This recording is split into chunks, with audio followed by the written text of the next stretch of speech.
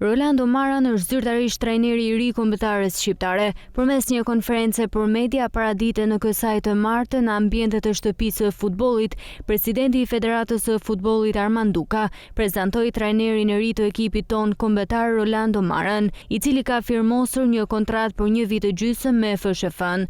Ndihmësi i tij në stolin kuqezi do të jetë Christian Maraner, i cili gjithashtu ka firmosur kontratën e tij me FSHF. Presidenti Duka sqaroi edhe detajet e arritura me trajnerin e ri të ekipit kombëtar, duke nënvizuar se objektivi është vendi i parë në Nation League dhe kualifikimi i skuadrës në finalet e Europianit 2028.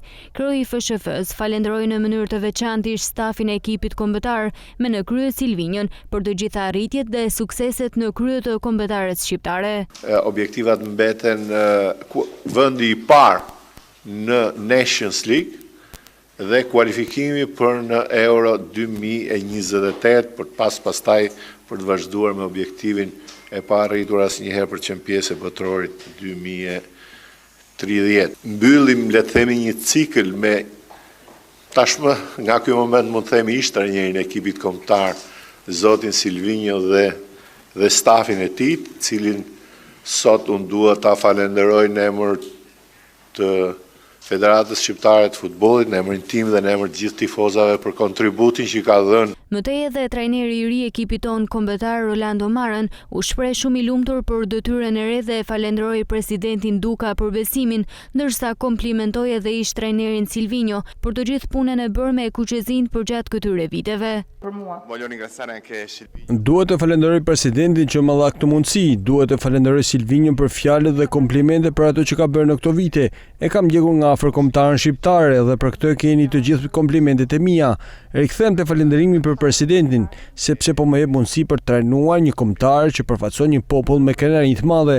Duke që në afër shtëpisë tuaj është diçka që ndihet, sa herë flet me një tifoz shqiptar. Është një krenari e madhe për mua dhe premtimi është që ta transmetojmë të gjithë dashurinë tuaj për fanellën në fushë, duke dhënë gjithçka nga vetja ime dhe duke i kërkuar të gjithëve që do punojnë me mua nga stafi im, lojtarëve dhe të gjithë atyre që do punojnë së bashku këtu në FSHF. Ndërkohë dhe tekniku brazilian Silvinjo përshëndeti për herë të fundit familjen kuqezi. Silvinjo e emocionuar falenderoi presidentin Duka për besimin, Federatën Shqiptare të Futbollit, stafin teknik, futbollistët dhe tifozët shqiptar për mbështetjen dhe rrugëtimin e përbashkët gjatë 3 viteve e gjysmë në krye të kombëtares.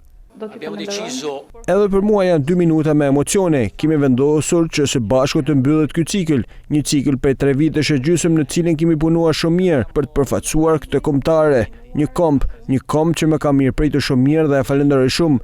Tani e njoh shumë mirë Shqipërinë, Tiranën dhe duhet ju falenderoj shumë. Falenderoj dhe presidentin për besimin, për punën, sigurisht mbi 100 njerëz që punojnë në këtë federat.